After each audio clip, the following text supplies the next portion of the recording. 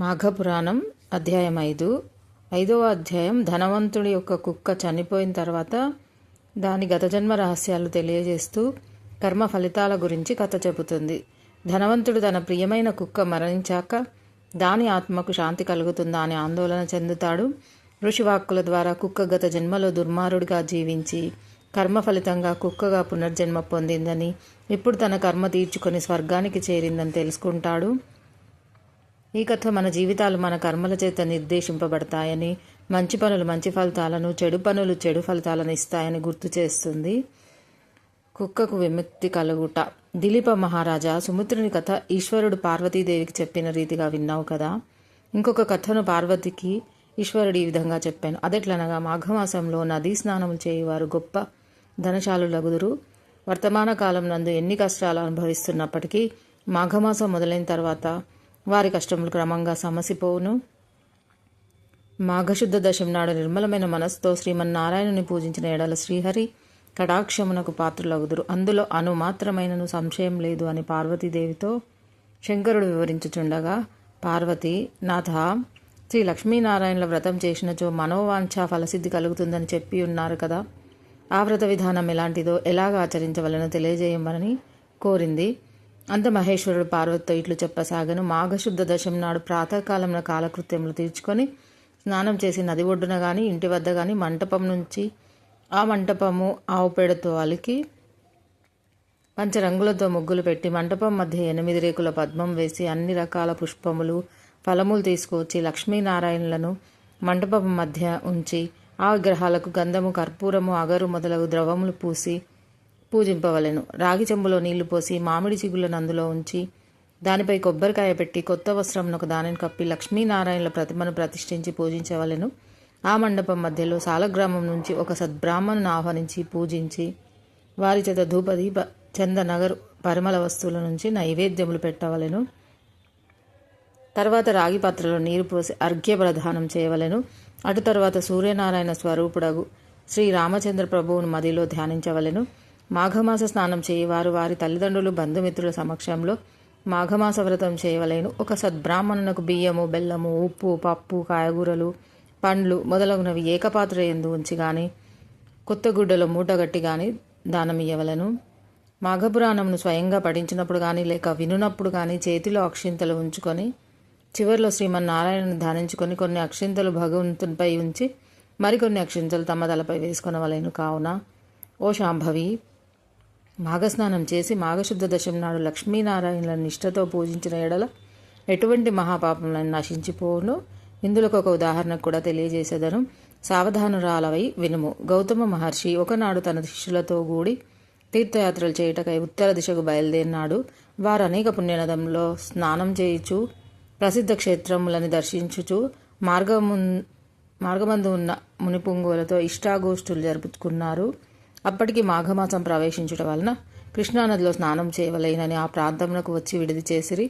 గౌతముడు తన శిష్యులతో కూడి కృష్ణానదిలో సూర్యోదయం సమయం నందు స్నానం చేసి తీరమున కలిగిన ఒక రావి చెట్టు చెంతకు వచ్చి, మూలతో బ్రహ్మరూపాయే మధ్యతో విష్ణు రూపితేనే అగ్రద శివరూపాయ వృక్షరాజాయ తే నమోన్నమః అని రావి చెట్టుకు నమస్కరించి ఆ చెట్టు మొదట ఆసీనుడై శ్రీహరిని విధియుక్తంగా పూజించెను. తర్వాత శిష్యులందరికీ మాఘమాస ప్రభావంను వినిపించెను. ఈ విధంగా ప్రతిదినం ఆచరించుచుండగా మాఘశుద్ధ దశమి నాడు ఆ చెట్టు మొదట మండపం ఏర్పరచి ముగ్గులు, బొట్లు పెట్టి మామిడాకుల తోరణాలు కట్టి అలంకరించారు. ఆ మండపం మధ్యలో శ్రీహరి చిత్రపటం నుంచి పూజించినారు. ఆ విధంగా పూజించుచున్న సమయంలో ఒక ఆడకుక్క వచ్చి భగవంతునికి చేయుచున్న పూజా విధానం అంతయు రెప్ప వాల్చకుండా దీక్షతో చూచుచూ ఆ రావి చెట్టునకు ఎదురుగా కూర్చొని ఉండెను.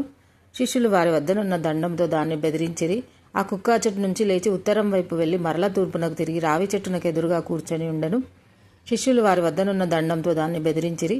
ఆ కుక్క రావి చెట్టు చుట్టూ తిరిగి వచ్చింది. అప్పటికి 3 సార్లు ఆ మండపం చుట్టూ ప్రదక్షిణం చేసినందుకు అది మాఘమాసం అయి ఉన్నందువల్ల వెంటనే తన కుక్క రూపం నుండి ఒక రాజుగా మారిపోయాను.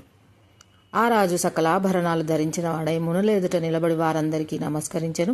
అక్కడున్న ఆడకుక్క రాజుగా మారిపోవుట చూచిన మునులు, గౌతమ మహర్షి కూడా అమితాశ్చర్యం నొందిరి. ఓయి, నీవెవ్వరవు? నీవిట్లు మారటకు కారణమేమని గౌతముడు ప్రశ్నించెను. మునిచంద్రమా, నేను కళింగరాజును. మాది చంద్రవంశం. నా పేరు జయచంద్రుడు. నాకు అన్ని విద్యలయందు ప్రావీణ్యత కలదు. నా దేశ ప్రజలను ధర్మ మార్గమున పరిపాలన చేయుచూ ఉన్నాను. దాన ధర్మములను నాకు అతి ప్రేమ. నేను అనేక దానాలు చేసి ఉంటిని. గో భూ హిరణ్య సాలగ్రామ దానాలు కూడా చేసి ఉన్నాను. ఎక్కువగా అన్నదానము తిల్లదానము చేసి ఉన్నాను. అనేక ప్రాంతాల్లో చెరువులు త్రవ్వించాను. నూతులు త్రవ్వించి బాటసారులకు నీడనిచ్చు నిమిత్తం చెట్లను నాటించాను. ధర్మశాలలను కట్టించాను. పశువులు త్రాగుటకు నీటి గుంటలు త్రవ్వించాను. నిత్యము బీద ప్రజల కొరకు అన్నదానములు మంచినీటి చలివేంద్రములను ఎన్నో పుణ్యకారాలు చేసి ఉన్నాను. అనేక దేవాలయాలను నిర్మించి దైవ విగ్రహాలను ప్రతిష్ఠించాను. సద్బ్రాహ్మణులచే వేదాలు చదువుకున్న పండితుల చేతను ఎన్నో క్రతువులు చేయించాను. పురాణాల్లో ఉన్న ధర్మాలన్నీ చేసి ఉన్నాను. కానీ నేను ఇలా కుక్కనయ్యాను. దానికి కారణం లేకపోలేదు. ఆ కారణం కూడా నేను విశదపరిచేదను వినుడు. ఒకానొక దినంన ఒక మునిపుంగవుడు గొప్ప యజ్ఞం ఒకటి తలపెట్టాడు. యజ్ఞం చేయుచుట అన్న సామాన్య విషయం కాదు కదా. దానికి ధనము వస్తు సముదాయం చాలా కావాలని గాన ఆ ముని పుంగవుడు నా వద్దకు వచ్చి ఆర్చించెను. మునిపుంగవుడు వచ్చిన వెంటనే ఎదురయ్యి కాళ్ళు కడిగి ఆ నీళ్లు నా శిరస్సుపై జల్లుకొని కుశల ప్రశ్నలు అడిగి తిని ఆ మునియు నా సత్కారమునకు మిక్కిలి సంతసించి, రాజా, నీకు గుప్త విషయం తెలియజేయుదును. ఈ మాసంలో మకర రాశి యందు సూర్యుడు ప్రవేశించును. ఆ దినం సూర్యోదయం అయిన తర్వాత నీవు స్నానం చేసి భక్తి శ్రద్ధలతో మాఘమాస మహాత్మ్యం చదువుట గాని లేక వినుట గాని చేయుము. దానివల్ల నీకు వైకుంఠ ప్రాప్తి కలుగును. అంతేగాక అశ్వమేధ యాగం చేసిన ఎడల ఎంతటి ఫలితం కలుగునో అంతటి ఫలం కానీ, తీర్థస్నానం చేయగా వచ్చిన ఫలం కానీ, లేక దాన పుణ్యములు అనగా 100 యాగాలు చేసినంత ఫలం కానీ పొందగలవు. మాఘశుద్ధ సప్తమి ఆదివారం వచ్చినా కానీ, దశమి ఆదివారం వచ్చినా కానీ ఉదయమే స్నానం చేసినను మరియు మాఘ పౌర్ణమి రోజు ఉదయం స్నానం చేసినను మానవుడు ఎటువంటి పాపములనైనను విడవగలడు. ఒకవేళ ఇతర జాతుల వారైనను మాఘమాసమంతా నిష్ఠతో నదీ స్నానం ఆచరించి దాన ధర్మాలు ఆచరించి మాఘపురాణం పఠించినను లేక వినినను మరు జన్మలో బ్రాహ్మణులై జన్మింతురు అని ఆ మునివర్యుడు నాతో చెప్పగా, నేను అతన్ని అవమానించుట నటులా మాట్లాడి ఇట్లాంటిని, అయ్యా మునిసత్తమ్మ, మీరు పలికిన విషయంలో నాకు తెలియను. అన్నీ బూటకములు. వాటిని నేను యథార్థములని అంగీకరించను.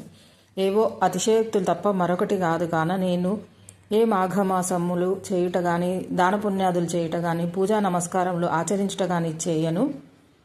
చలిదినములలో చల్లటి నీతో స్నానం చేయుట ఎంత కష్టమో. ఇక నాకు ఈ నీతి బోధలు చెప్పకుడు. నాకు ఉన్న ఫలములు చాలని ఆ మునితో అనింటిని.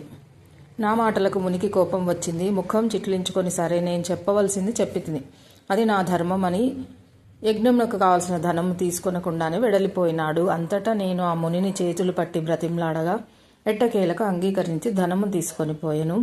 ఆ విధంగా నేను కొంతకాలం రాజ్యమేలి ప్రాణములు విడిచి తిని తర్వాత నాకు వరుసగా 7 జన్మలు కుక్క జన్మయే వచ్చింది. నా పాప ఫలమో ఏమో కానీ కుక్కగా 7 జన్మలు బాధపడి తిని. ఇప్పుడు మీ చేయి పూజాస్థలం చుట్టూ 3 పర్యాయములు ప్రదక్షిణం చేసి తిని కాన నా పూర్వ జన్మ స్మృతి నాకు కలిగింది. దైవ యోగమును ఎవ్వరూ తప్పించలేరు కదా.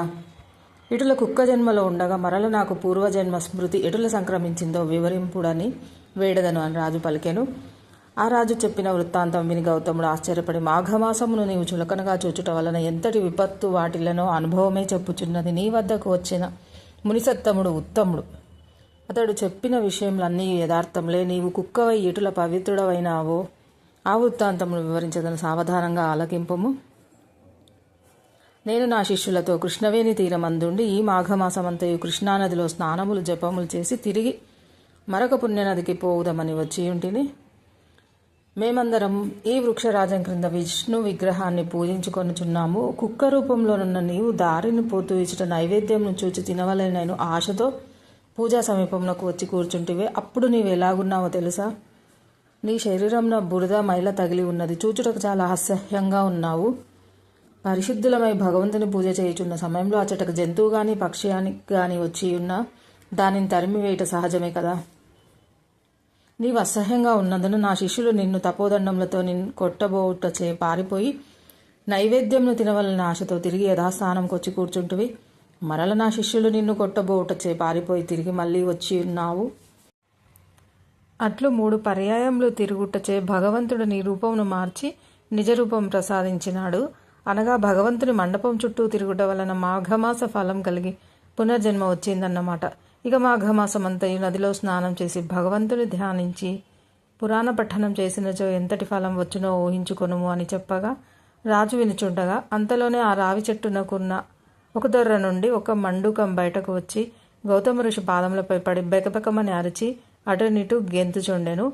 అలా గెంతుటలో మండపం వద్దకు వచ్చి చూస్తూ ఉండగా కొద్ది సమయంలో హఠాత్తుగా కప్పరూపంను వదిలి ముని వనితగా మారిపోయాను. ఆమె నవ యవ్వనవతి, అతి సుందరాంగి. గౌతమ ఋషిని చూడగానే ఆమెకు జ్ఞానోదయమై తన యొక్క పూర్వజన్మ వృత్తాంతమంతా ఈ జ్ఞప్తికి వచ్చినది. అంత గౌతముని, అమ్మాయి నీవెవ్వరిదానవు, నీ నామధేయమేమి, నీ వృత్తాంతం ఏమి అని ప్రశ్నించెను. ఆమె తన పూర్వజన్మ వృత్తాంతం తెలియజేయుటక ఇట్లు చెప్పసాగాను.